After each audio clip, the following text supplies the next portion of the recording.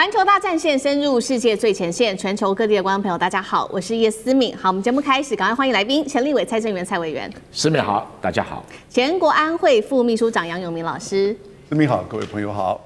前海军舰长吕礼士舰长，主持人好，各位观众大家好。好，观众朋友，今天关心来自于伊朗跟美国、以色列的最新消息，80枚的飞弹，伊朗射出来的只是开胃菜吗？伊朗现在最新宣称的，它有2.万的发射平台，目前为止攻击美以只用了10%而已，炮火现在也持续的延烧到波湾地区去吗？另外，今天会特别来关心有关于中国大陆跟俄罗斯的军援部分，俄罗斯根据了解有帮忙定位，那中国大陆有军援飞弹吗？这一场中东大战，我们今天会来做一个全面深入的了解。好，来看到是最新消息，哈米尼的儿子56岁的穆杰塔巴正式接班了，他宣布要正式的启动这一场叫做复仇者的时代。前美国的外交官这一位是艾伦，他特别说了，穆杰塔巴比他的父亲更糟糕、更强硬。他补充，他是革命卫队的首选候选人，将会有接下来大量的仇要来报复。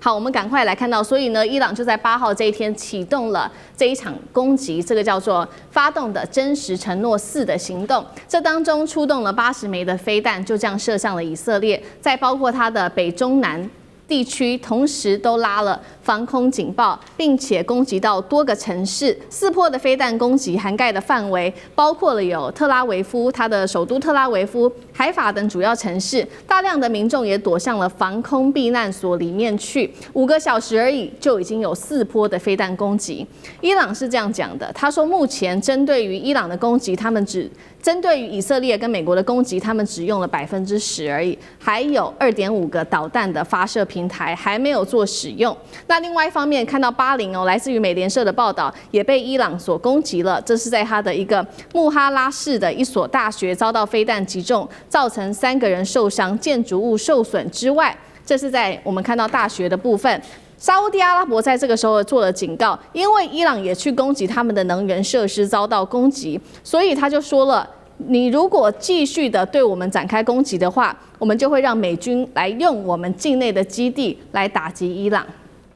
另外一头来看到伊朗这一次，他说他总共发射了多少的攻击，大约达到了600次的飞弹攻击，2600次是无人机的打击。目标除了以色列的军事设施、中东多处的美军基地之外，看到了范围其实也是非常多的，到了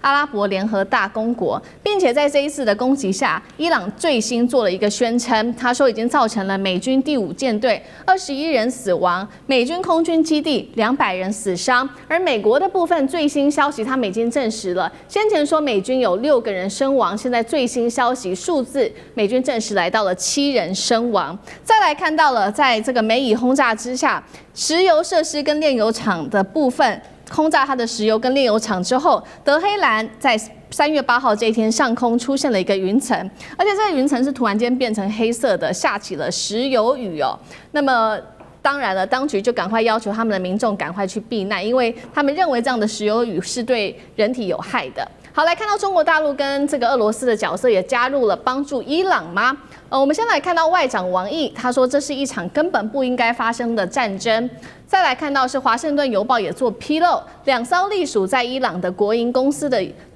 货船在上周从广东满载离岸。外界研判船上是否载有飞弹是要提供给伊朗的呢？俄罗斯的部分疑似也向伊朗提供了在中东的潜在目标的情报给伊朗，包括这当中可以得到美军舰艇跟军机位置的情报。再来看到是中国还向伊朗，这是传出来的，提供了雷达，还有它的红旗9B 防空系统等等。针对于中国准备向伊朗提供了这个音速反舰飞弹的传闻，中国目前则是予以否认到底。所以这当中我们要请舰长特别先带我们来看到，中俄难道是真的开始下场要帮助伊朗了吗？这一场战争会不会变成美国对抗中俄的代理人战争？其实我们可以看到啊，现在的这一个无论是伊朗或者是美国、以色列，他们所呈现出来的新闻其实非常的不同啊。那如果我们从这个美国以及以色列的视角的话，他们的说法也就是送了非常多的中国大陆送了非常多的装备给伊朗，但是事实上呢，那我们来看啊，之前这个美国的中央司令部，它每天不断的提供最新的他们的一个攻击的目标，例如说这攻击的是一个那个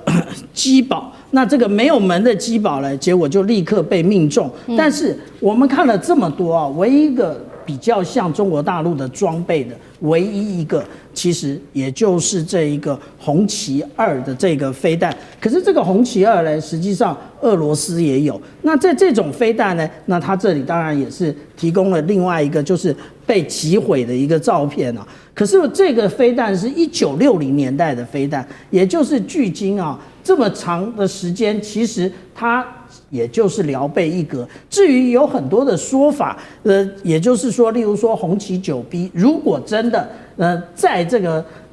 部署的话，那应该也会有类似的照片，但是没有，雷达也没有。但是我们如果来看，是不是有相关的军民两用的装备送到了这一个伊朗呢？那我们来看看啊。这个是华盛顿邮报他所拍下来的接下来的卫星的照片。那也就是说，这2艘船，那其实现在如果按照3月7号的一个地点的话，他们正在通过南海，然后正准备通过马六甲海峡。因为现在的 AIS 啊，它都会显它的终端到底在哪里。那它的地点的 ETA 的地方其实就是在伊朗。那大家都认为，那当然他们也觉得这是他们停靠在一个危险品码头，也就是专门送这种化学药品的。那也就是是不是有这种提供给伊朗这一种推进药的这个可能呢？那但是我们这样讲啊，有的时候码头比较繁忙的时候，任何的货柜都会做各种的调派。我举个例子，那个当年海军敦睦支队到新加坡的时候，我们靠的其实就是货柜码头，我们的上面还有起重机。那这个是透过那个它的一个港口的安排，所以不一定是靠哪里它就一定有什么。而且我们如果说仔细的看华盛顿邮报的这张照片，我们可以从它的甲板上面密密麻麻的，其实它就是一个一个货柜而已。那大家也不要想的太多。那至于说中国大陆呢，它是如此，那俄罗斯呢会不会有其他的方面？例如说有些人认为说会给这个尖端的，例如说定位系统，或者是这一种卫星照相的部分啊。这个部分不要讲说俄罗斯会不会给伊朗啊，我们想一想当年那个英阿的福克兰战役的时候，美国有没有给英国嘞？美国有啊，美国事后承认说他们给了非常多的这个图像资料以及情报资料给英国。那你美国可以给英国，那为什么俄罗斯或者是中国不可以给伊朗呢？而且再强调一次，这一次截至目前为止，美国、以色列并没有向伊朗宣战。好，所以这一场战争持续的进行当中，我们刚刚关心的是在于中国大陆跟俄罗斯的角色，但是现在呢，伊朗是这样说的，他说我们发动了这么多次的战争，到现在为止最新的一次是80枚的飞弹射向以色列嘛，他说我们还有非常多的飞弹平台，2.5万发的飞弹平台，我们现在只用了10%，也就是说这场消耗战会持续下去吗？以色列的防空网撑得住吗？委员又怎么看？有人看门道，有人看热闹。这个以色列能不能撑得住，我们要从不同的角度来看。就说伊朗这个一再轰炸有没有炸掉以色列打击伊朗的空战能力？没有。换句话说，打击的重点没有打中以色列的空军力量。那打这种以色列的防空网，很显然打的是民间设施。那我们就问一件事情：以色列现在经过这几个轰炸以后，瘫痪到什么程度？似乎还没有到了瘫痪的崩溃边缘啊。那伊朗呢？伊朗的这个防空力量完全没有，所以等于是让伊朗的空军炸得完的，以色列空军炸得完，这是伊朗比较吃亏的地方，因为伊朗没有防空网，这是最大的问题。那伊朗有攻击网，那说伊朗有80枚这个导弹只是开场，他们还有25000枚他讲发射平台，应该讲是无人机啦。如果是导弹，不可能这个数量，因为伊朗的财力有限嘛。是不可能这个的。他说只动用10%，因为无人机的平台很便宜嘛。那伊朗的发射平台预估不会超过200个大卡型卡车的发射平台，所以现在损失多少不知道，但是很明显的损失也不会再少数了哈，可能有一半不见，那另外一半还有一个作战能量哈，所以有100套的发射卡车，有80枚的飞弹机差不多。至于它所谓井喷式的那种井射式的导弹，大概没有了哈，因为目前没看到井射式的导弹出现啊。这个是很不平常。但伊朗其实真正的问题不在这里哈，不在他有没有办法攻击以色列。第一个，他没有办法以色列的空军力量瘫痪，所以以色列可以持续对伊朗产生攻击。第二个，现在伊朗最大的困境是他不晓得该打哪里。第一个，如果他打以色列，这是很正常，美以伊战争。他现在打巴林，巴林是什叶派的打沙特阿拉伯或者打这个阿联酋，然后封锁荷姆兹海峡。战争主角就不是美国跟以色列啊，因为这个地方跟美国以色列一点关系都没有啊，你这打吧，有什么关系呢？美国也不痛，以色列也不痛。你说以色列、美国船又不进出这个荷姆兹海峡，大家都忘了这是什么？没有进出荷姆兹海峡，跟以色列、美国都没有关系，反而跟谁有关系啊？印度、中国、欧盟、日本、韩国、台湾，这有关系啊。所以变成说打荷姆兹海峡是等于是另外一场战争，因为主角全部换人了嘛。所以你只能对油价涨，那现在油价暴涨，美元暴涨，这什么意思？美国是获利者啊，这美国，而且中国是损失的，印度损失的，只是损失日本损失是损失的轻重不同而已嘛，哈。那有人讲说美国会经济什么乱？你看到其他国家损失更重，美国那点股价跌那还好，而且美国的债券没有暴涨，没有暴跌，维持稳定，你要从这几个数字来看的话，哈。美国可能还觉得很热的，你就继续封锁荷姆兹海峡吧。你要做反封锁，说让你们大家来拜托我，给我钱，因为那是主角不同的战争，而且荷姆兹海峡的战斗跟以色列一点关系都没有，那所以跟原来的美以伊战争，现在变成伊朗跟波斯湾国家跟其他国家的战争，哇，这另外一种战争这个伊朗能不能找到便宜？找不到便宜，麻烦就在这里，因为以前。会有效是美国从中东进口很多石油，现在美国完全不从中东进口石油，你甚至拿它没办法，完全拿了吧。而且它还石油出口国，现在全世界最大石油生产国就是美国啊，它会赚翻了。我跟你讲，赚翻了。所以这个伊朗的战略困境就在这里，就他不晓得该打哪里，不晓得该打谁。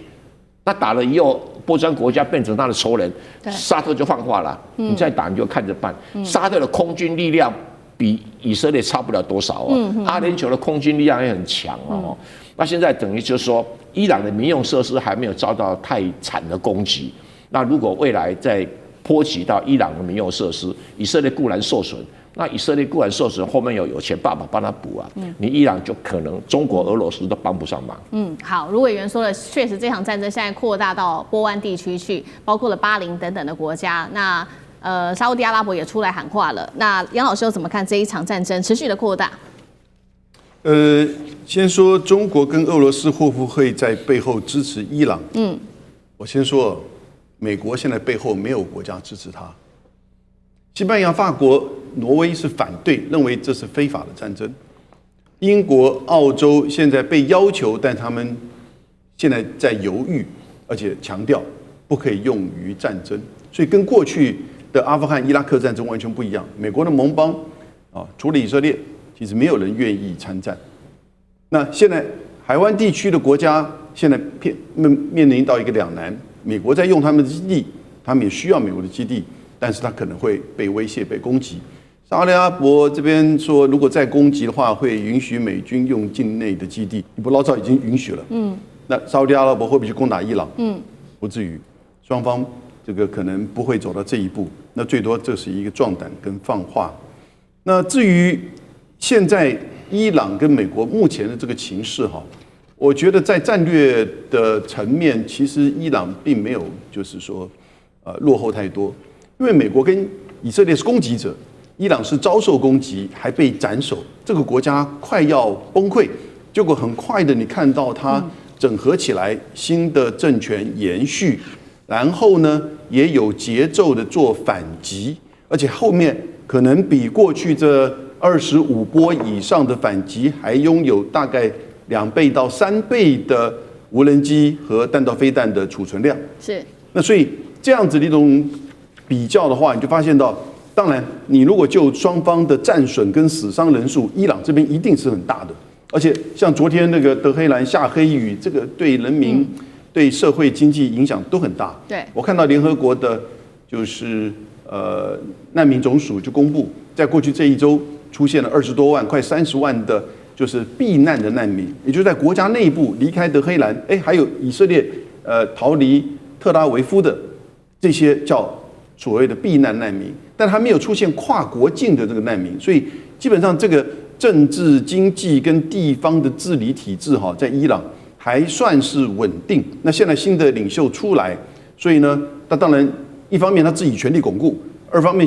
这个神权政府他自己也要掌控，第三方面伊朗这个国家面对美国、以色列这样子的攻击，那怎么样来去表现出他们的这个态度？强硬的态度，有尊严，或者是这个国家不容被欺负的这个态度。那这样子的战略层面而言，现在中国跟俄罗斯到目前为止根本不需要去帮助。你刚刚讲到的2艘华盛顿邮报登的2艘货轮，我觉得如果就算是之前签约的军民两用的这些物项，那其实也就原先的这个协议。因为现在就双方而言都还不算是进入战争状态，虽然战争已经这个不断的在提升，可是就中方而言，其实提供相关的这个物资呢，你自己将来处理，或者你在海上被打掉，那就是你自己的事情。但他不会因为说战争，他可能是因为害怕被牵连而就不提供。我觉得这个东西其实美国大概也了解。那当然，关键就会在这个货船在这过程当中会不会被这个击沉。对，所以我觉得其实接下来你说可能会不会变成一个中俄美之间的代理战争哦？目前都还不会看到这种情况。俄国跟美国也有俄乌战争的问题，中俄之间也有他们双边的问题，而且在目前的美伊战争上面，其实美国面临的困境并不比伊朗低啊。尤其川普他的战略不清楚，他现在战术又这个被动，因此在这个情况之下，面临到了一个新的领袖出来的伊朗，强硬的伊朗，其实接下来的不确定性越来越高。好，谢谢杨老师。那我们休息一下，马上回来。地缘政治、美中之争、战略价值、强权崛起、小国生存，现在与未来洞悉事件走向，掌握世界脉动，全球观点尽在环球大战线。好，接下来我们要来关心到的是中俄这一次是设局要拖垮美国吗？因为呢，我们先来看到最近有非常多的动作，恐怕会拖垮美国的国力。先来看到川普派的是第3艘的航母，现在准备要进入到中东地区了。另外呢，他准备要来派吗？82空降师来夺取伊朗的高浓度的浓缩铀，地面战会不会启动？等一下我们都会一起来做关心。好，这个呢，现在川普要来派出的第3艘航母就是乔治布希号前往中东地区了。那么另外一方面来看到，这个是美国的多家媒体在披露的，包括了美国跟以色列，他们正在讨论一个被称为是极度危险的军事的计划，也就是说，他们接下来要派遣特种部队深入伊朗的境内来夺取他目前拥有的这种高浓缩铀的库存。那么现在也做了一个评估，说这个情报显示，伊朗它拥有450公斤的高浓缩铀，是可以制造高达11枚的核武器的。好，这是针对于浓缩铀美以这边的一个最新计划。再来看到第2个计划，就是他们要派的是第82空降师。美国无预警的现在取消了大型的演习，进入了备战战备的状态。一旦呢美军进入到伊朗的本土，这是来自于伊朗的最新说法，将会面临全面的游击战跟导弹的饱和攻击哦。那么这个第82的空降师也有可能就会随时来做进攻，这是来自于两面不同的攻势。所以节目一开始特别请教吕舰长怎么看了美军第3艘航母的加入，代表先前川普有没有错估形势？美军在中东地区目前的部署到底足不足够？如果派出了真的有这个地面战的话，那会不会有什么样的风险？吕舰长怎么看？当初我们来看到这个川普总统他的作为啊，他其实我们这次完全没有看到B-52或者 B-2 轰炸机使用这碉堡克星的一个相关的内容。那他到底想怎么做呢？他当初想的也就是透过这个有关于斩首战，然后接下来密集的攻击这一些弹道飞弹以及无人机的基地，然后最后让现存的政府乖乖的投降，把这个浓缩铀交出来。可是我们不断的看啊，战事不断的升级，但是这个结果一直都不为这个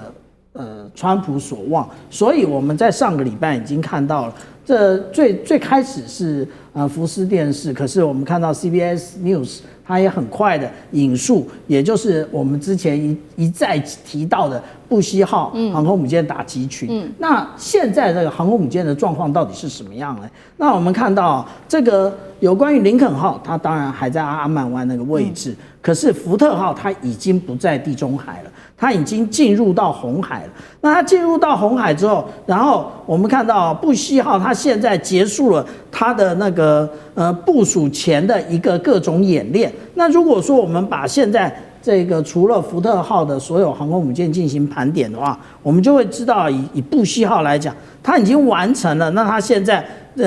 随时待命就可以出发。那如果按照这个时程来讲，大概就是14天的一个行程。就像当初福特号从加勒比海出发的时候，那个时候川普总统不是说吗？给伊朗14天的时间，那个14天的时间，也就是航空母舰打击群上面的战机可以够得到伊朗的那个时间。那呢？但是我们讲到这里啊，我们下一趴还会讲到。那我们先看这一个，现在尼米兹号出现了。尼米兹号我们当初都认为它要去除役了，但是并没有。那我们也就是说，我们现在看到的，也就是在这个位置。也就是林肯号打击群的位置，那现在也就是福特号打击群要进入到红海，那难道他进入红海不担心这个胡塞组织吗？当然担心啊，但是没办法，为什么？因为他要形成如果配合这个未来的布希号打击群的话，它要形成3个角的一个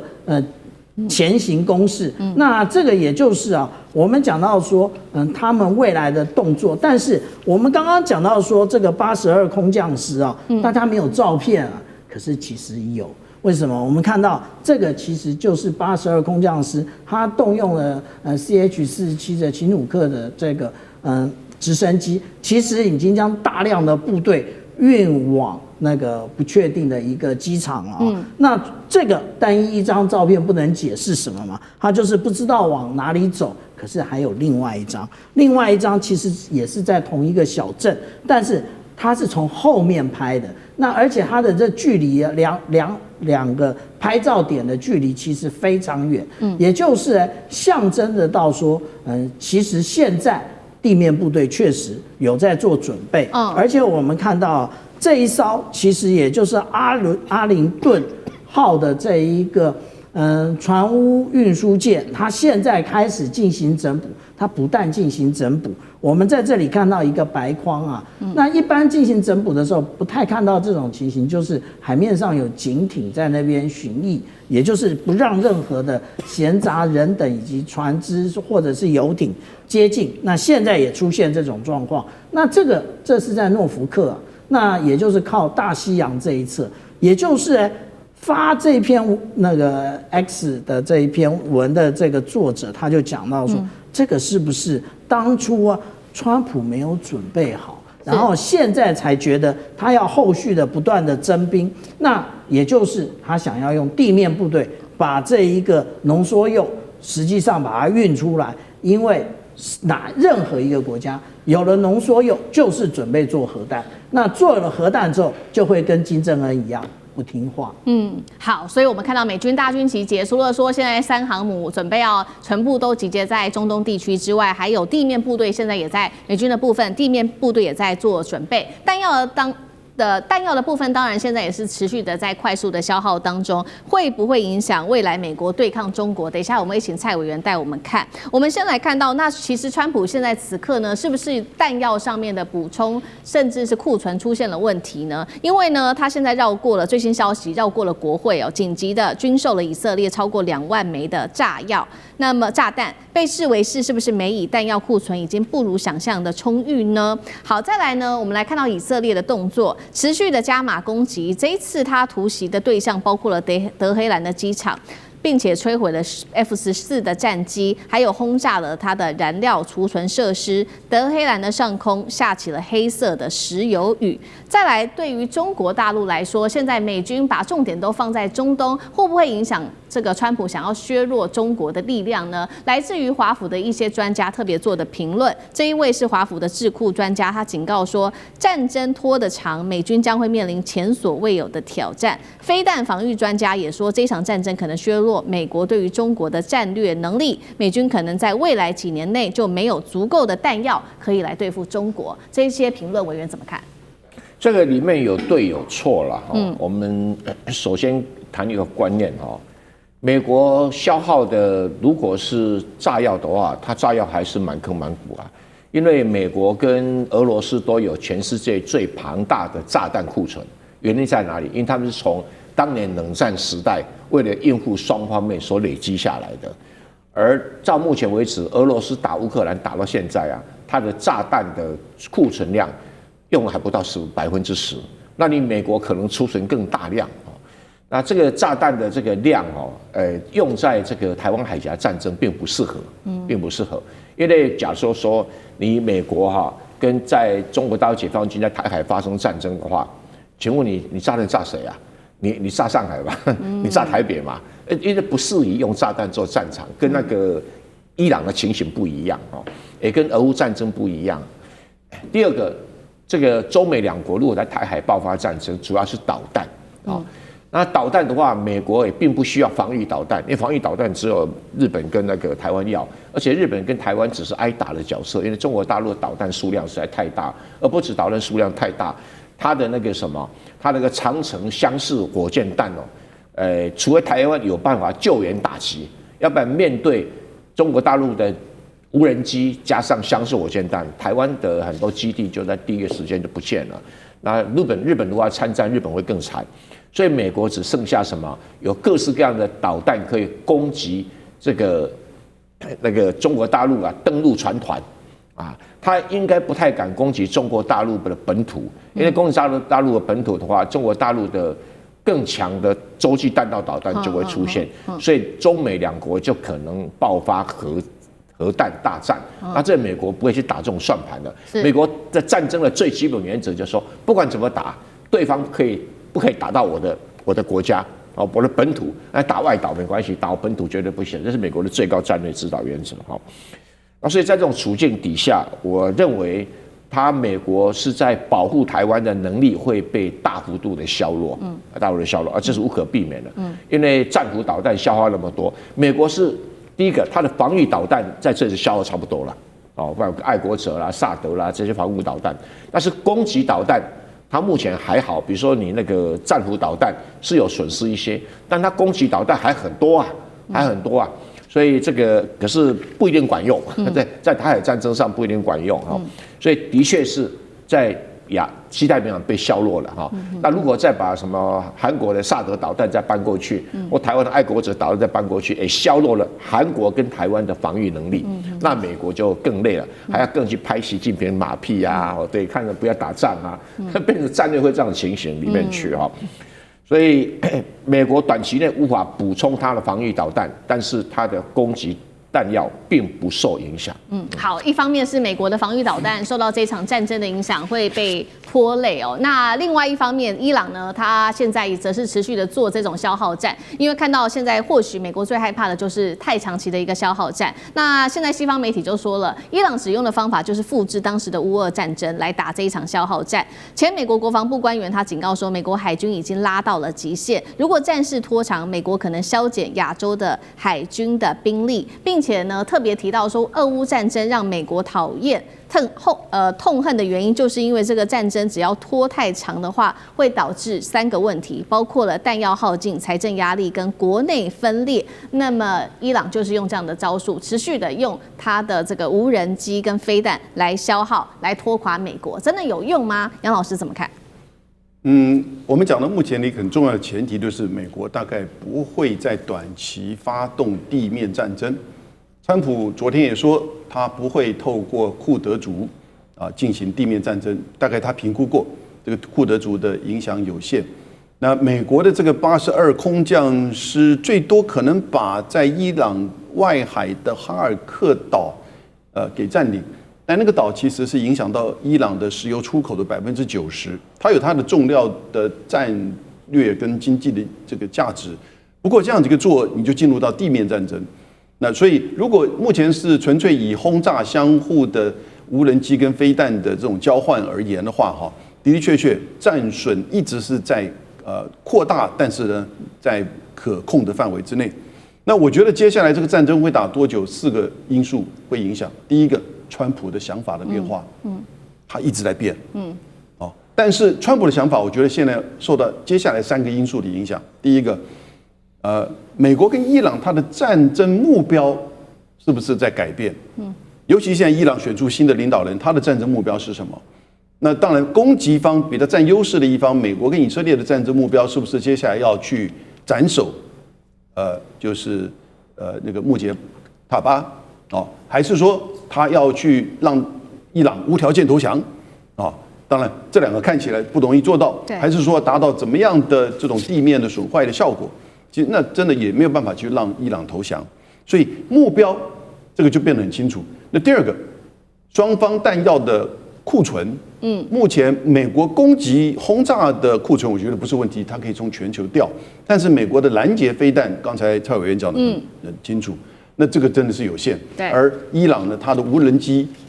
造价便宜，目前至少有2万架以上，弹道飞弹应该至少还有1500枚到2000枚。所以你看它几波，每一波都是几十枚弹道飞弹，几十架、上百架无人机，那持续的就跟你交换，然后造成你的损伤。那但是我觉得第4个影响的就是荷姆兹海峡的通行的状况，因为它会造成持续油价的飘高。今天已经纽约油价来到100块，然后布兰特原油已经来到110最高的时候哈。那因此因为不断的在变动，所以我觉得接下来我预测了。有3个因素会影响川普的最重要的想法以及这个整个战争的走向。第一个，当美国的士兵死亡超过30人的时候，现在是7个人嘛？你想想看，因为在美国的国会里面投票，他按照政党的分布投票，但共和党这边有1个人跑票了，那是 Kentucky 的 Paul Rand，他就讲的这个东西不能再死更多人了。所以如果超过30个人，那这个会对美国内部的政治以及接下来选举以及对川普的压力就很大。第2个，油价如果高于150的时候，布兰特原油在过去从来历史上没有高于150，最高的时候是在2008年143块，那个时候是为什么呢？因为金融大海啸，还有俄罗斯攻打乔治亚，那这跟这个中东有关。然后我们看到911事件之后，大概油价都在120几、130几，然后呢，美国在那个疫情的时候，2022年的时候，大概是130块，220几，不到130。所以你看3个时段，经济大萧条，然后呢，这个反恐战争，到了就是这个疫情。你看，其实跟战争当然都有关联，但是呢，没有像这一次这么大规模，而且就是荷姆兹海峡20%的原油跟天然气，它一旦如果原油超过150，当然美国自己产油但是油价会变贵啊。那美国产油是没错，但你油价变高的时候，你美国老百姓加油还是贵啊，所以这个物价啊、经济都会受到影响。那这个时候川普能不能忍受？那我觉得第三个就是，当以色列停战不完的时候，因为以色列如果不断的遭受到飞弹跟无人机的攻击，他特拉维夫现在已经很多人要逃离了。当以色列发现到他玩不下去了，拦截飞弹也不够了，那个时候呢怎么办？以色列说我不打，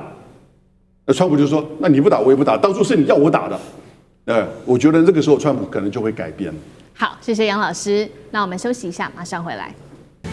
缘政治、内中之争、战略价值、强权崛起、小国生存，现在与未来洞悉事件走向，掌握世界脉动，全球观点尽在环球大战线。好，接下来关心美国经济会不会被战争拖垮，顺带的是联动到全球经济。现在有一个初步的估计说，可能会美国的部分经济损失6.7兆。经济损失，那么美股重挫，还有肥料断供，美农哀嚎，油价现在预估可能最高飙升超过$200的天价。我们现在要来看到说，这场战争不只是影响到美国，全球荷包也跟着受到了影响。这边做了一个最新的民调，美国自己内部的民调，现在其实民众非常的愤怒。将近60%的美国民众，他们是反对川普去打这一场战争的，尤其是针对伊朗发动这一场军事行动。他们怒吼说：“不要拿我们的钱去送炸弹。”原因就是因为现在的成本不断的飙升。我们来看到几个比较重要的数字。华府智库这边说了，这场军事行动一开始的成本就已经超过了$50亿的金额。五角大厦也做了估计，只要4天而已，就已经逼近了$110亿。接下来再来看到华尔街分析师做的这个分析，战争直接预算成本恐怕是达到了$950亿，换算约是3兆新台币，还有额外的经济损失，预估是500亿到2100亿的代价，大约是6.7兆新台币。美国的反战声浪会不会继续的扩大？这种压力会不会影响到接下来川普在军事上的决策？吕舰长又怎么看？如果我们看到啊，今天中午在我们录制前的最新的 AIS 的话，我们看到赫姆兹海峡，这个是3月2号一开始宣布他就是说有本事来走走看的时候，我们看到其实赫姆兹海峡几乎没有船只通过，大家在这边形成乱集团。为什么？因为空船要进去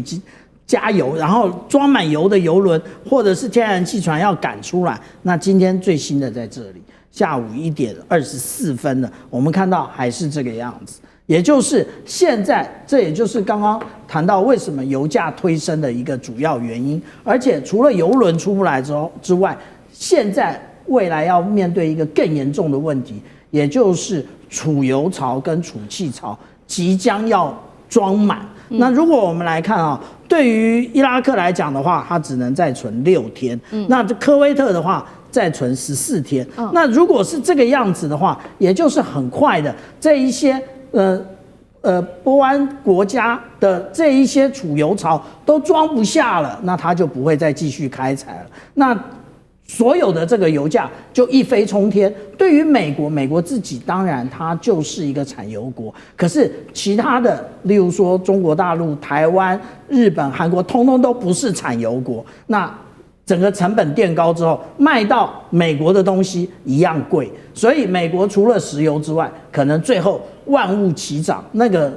也就是很可能会影响到川普的军事决策的最重要性。而且如果我们看到美国公共电视网最新做的一个民调的话，我们就会看到大家在说这个到底赞不赞成川普处理这一次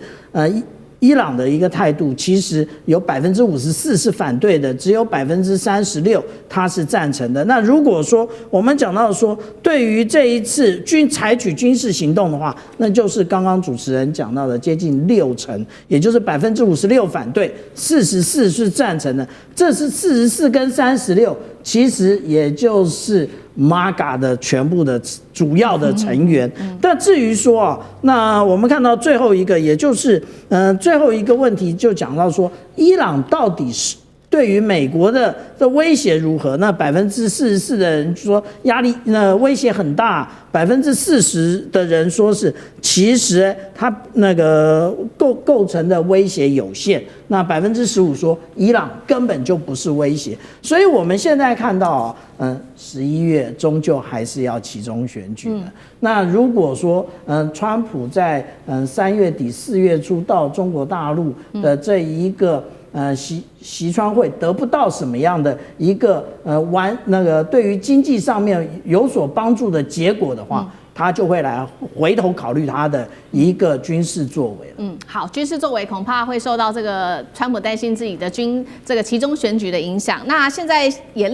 专家列出了3个美国的经济可能会受到亮起红灯的原因。除了刚刚我们特别提到油价，现在价格是4年来首次突破$100，国际油价飙升了幅度20%，冲破$110。那川普最新回应说，这只是击败伊朗的微小代价，这是来自于川普的最新说法。第二个就是就业数据现在也比较疲软，还有农业成本暴增，全球33%的肥料因为要经过荷姆斯海峡，包括了它的硫磺跟铵，价格也因此暴涨，恐怕就是美国农民首当其冲了。那如果农业崩盘，对于共和党期中选举的影响，老师又怎么看？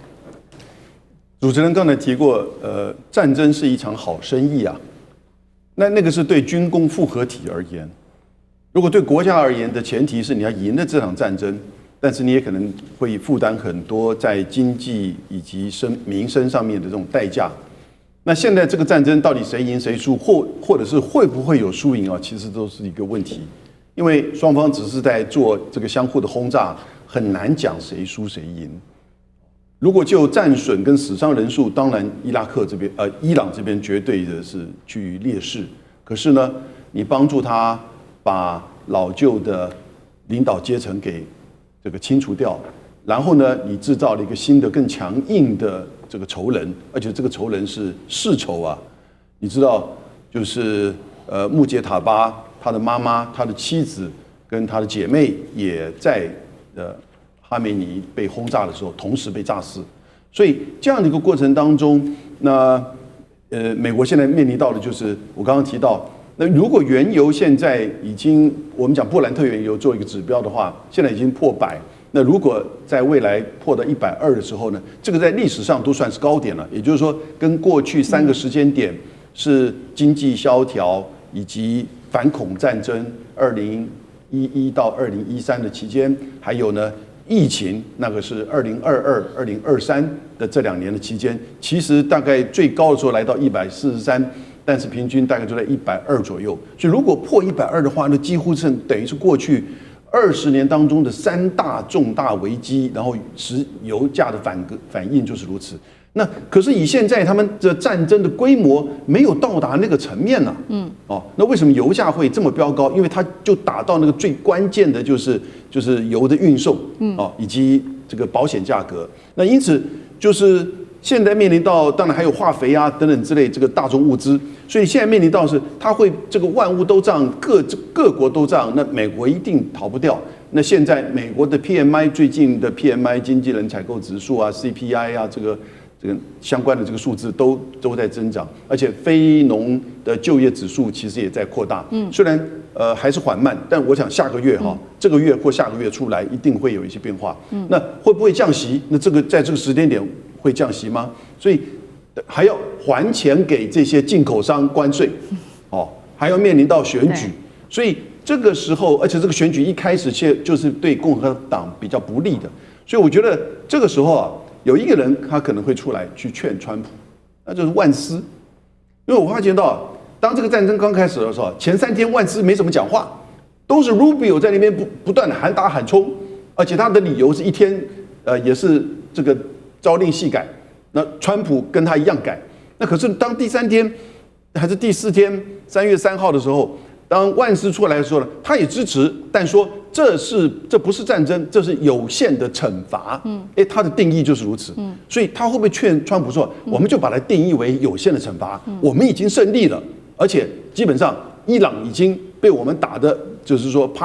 站不起来了，所以呢不需要再把战争持续下去。所以这个时候呢，经济的因素会使得内部政治人物会影响，然后呢会影响到川普的这个决策。好，这个是经济上对于美国的影响，那对于全球又会有什么样子的影响呢？尤其荷姆兹海峡现在被封锁，50%的这些能源都是要经过这个海峡，几乎航运都已经全面瘫痪，就只有可以中国的船只通过。所以现在有一个最新消息是说，至少10艘的这些船，他们呢就悄悄的临时改成中国籍的船，就是为了蒙骗过伊朗的封锁。对于全球的影响，委员用怎么看？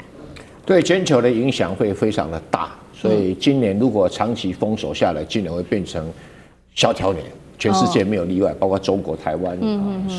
日本都毫不例外。那美国当然不会例外哈。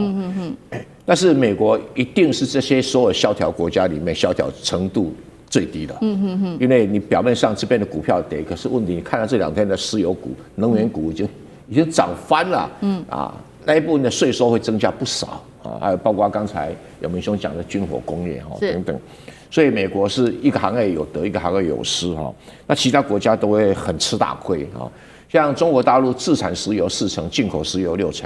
进口石油60%里面有一半来自中东国家，现在都卡住了。所以你讲说有一个10条船，那个10条船对中国大陆每天要进出的量，那是缓不济急了，是一点帮助都没有。这是包括台湾也是一样，现在都靠库存石油在支撑了哈。那如果短暂的很快就结束这个荷姆斯海峡的封锁的话，那很明白的影响就不大，很快就恢复正常哦。我举个例子，当上次刚才有明兄提到，2008年油价涨到149，可是很快的都跌到40，那个差距会大。为什么？油价推涨是投机性的资金进去。并不是长期要买油的人进去，是卖掉黄金、卖掉股票，跑去追逐这个石油产品，所以因此暴涨。那暴涨的话，如果这个结束，啪嚓就掉下来啊。所以暴涨暴跌，大家要注意啊。那荷姆斯海峡什么时候会解除封锁？这个叫做什么？这个叫做压力测试啊，看谁撑得久，看谁撑得住哈。那这个美国最大的问题是，我一开始就讲过，美国最大的问题是它的政治限制。什么政治限制？人家普丁打了4年战争哦，支持度都80%了。对，你川普打没2天呢，你就变成38%。我因为对他跌不多了，因为他关税也是38，他现在38，没差有啊，皮皮的没差哈。所以表示说美国人是有人反战，可是好像对这个议题的关心度也没特别的高哦，没特别高哈。那可是对伊朗来讲哈，刚才有明兄讲他新领导更强硬，但是我坦白承认更没用。为什么？没钱，除了中国、俄罗斯腾出来大笔钱给他，可现在不切实际啊，因为所有的金融系统全部被封锁了哈。一个再强硬的国家，领导再强硬，像希特勒这么强硬没有用。像那个谁，乌克兰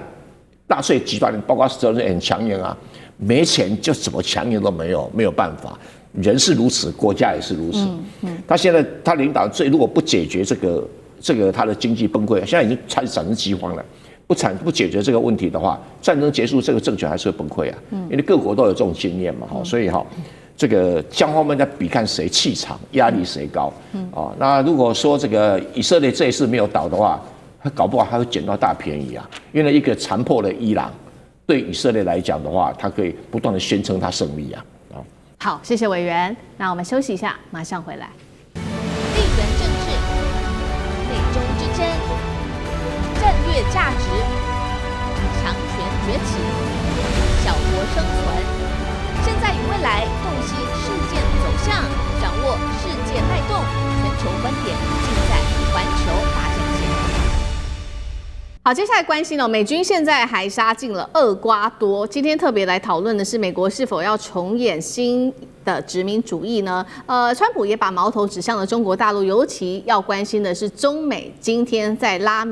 丁美洲这边的角力已经全面的开战升级了。好，另外一个火药库，我们除了关心中东之外，就是要来看到美洲了。现在在这边，美国的南方司令部最新的证实，美军呢在拉丁美洲现在展开全新的军事行动，它对厄瓜多境内的毒品武装组织正式的发动了袭击空袭。那么川普也最新呢，在这个峰会上，这个是在美洲之盾的安全峰会上面，他说他会向拉美国家提供军事的支援来打击毒品，也放话了，古巴你也注意了，接下来你会成为下一个垮台的政权。所以我们其实来回顾今年发生了非常多的事情，从马杜罗抓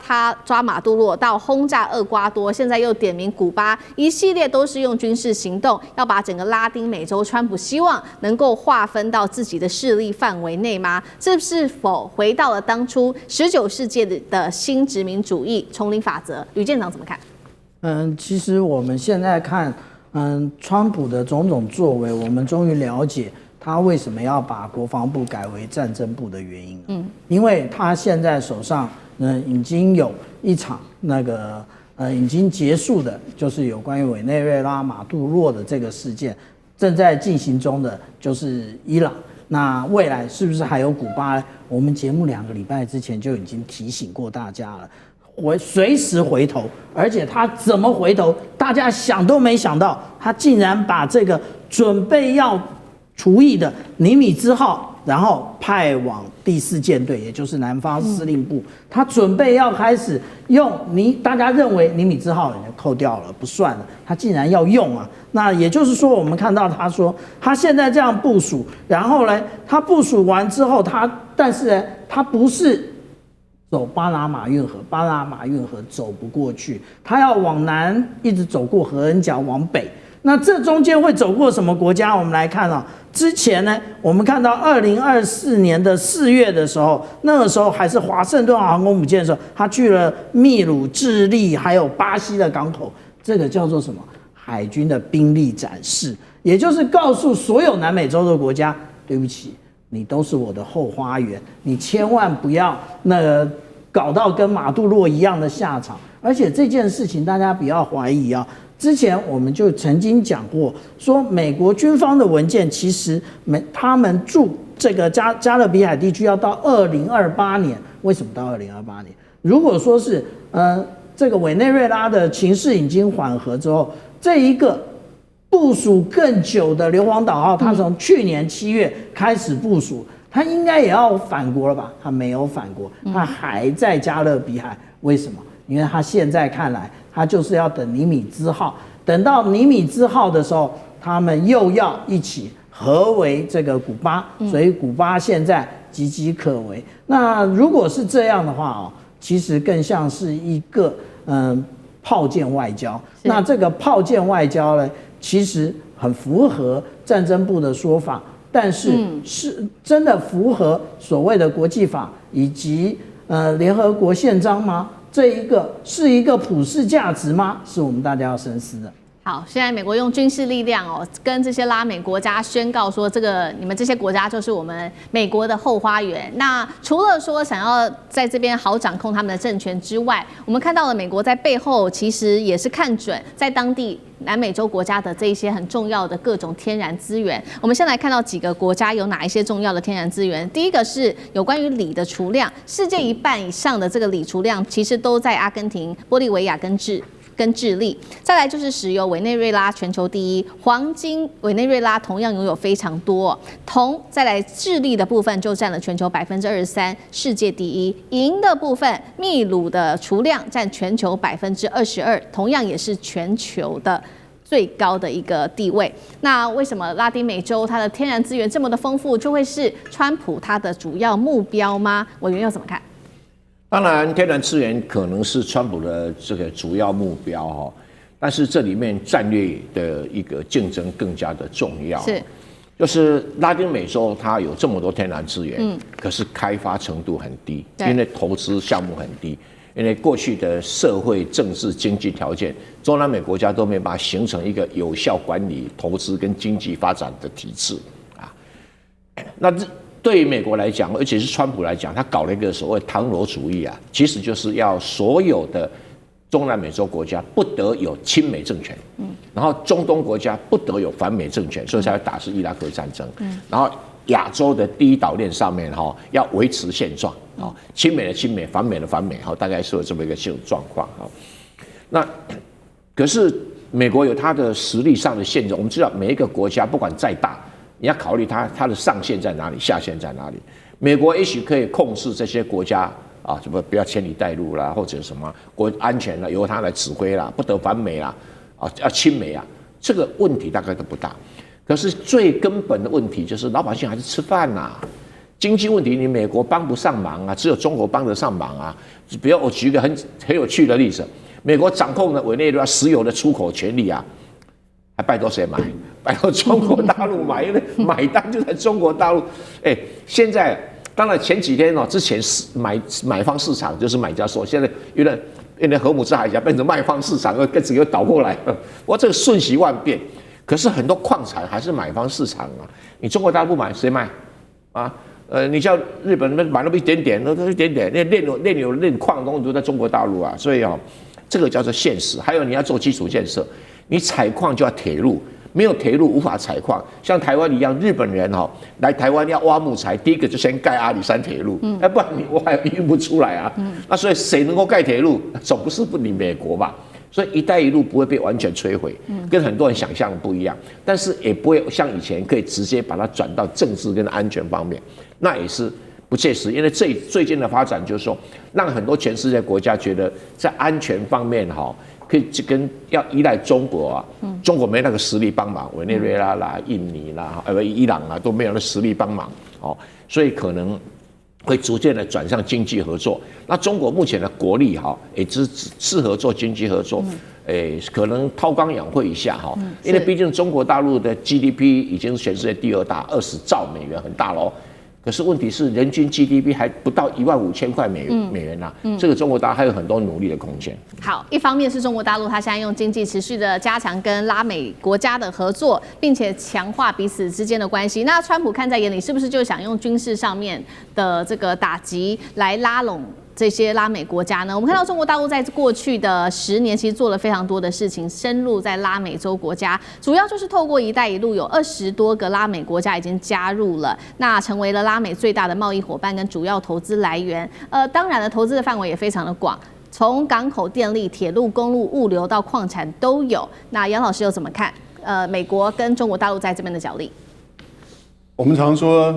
爱情与面包哪一个重要？你当然两者兼顾是最好，但是有了爱情还是不可以没有面包。那更重要的是，如果这整个街上只有一家面包店的时候，你当然只能跟这家面包店去买嘛。那这蔡委员讲的就是如此啊。你如果说在经济上、贸易上、出口上、制造业上、投资上，它主要都来自于中国大陆，而进一步的帮你在“一带一路”上做了更多的这些物流然后呢相关的这些投资基础建设，其实你还是要跟这家面包店去买啊。尽管你的爱情告诉你，你应该多喝点牛奶，你应该少买点面包但是这个川普的想法也有他的影响力啦，因为美洲之盾其实不只是在反毒，他也在政治、经济跟军事上想要去更进一步渗透到、掌控到整个中南美洲。那不过美国这里一个前提是你了解它的内容，他不会自己派军队去打，他最多是提供飞弹，也就要求各国要用军队的力量去这个反毒。可是呢，在这过程当中，美国的军事力量就会深入到各国，那这个在军事政治上就会加控影响。可是经济上的效益会是如何呢？因为他没有办法去，比如说攻击港口、攻击铁路、公路，然后呢，或者是说要求大家不要跟中国进行贸易，因为美国的替代基本上这个大概短期之内是看不到的，除了资金，而美国的资金其实又讲求这个投资的这个效益，不会去长久的去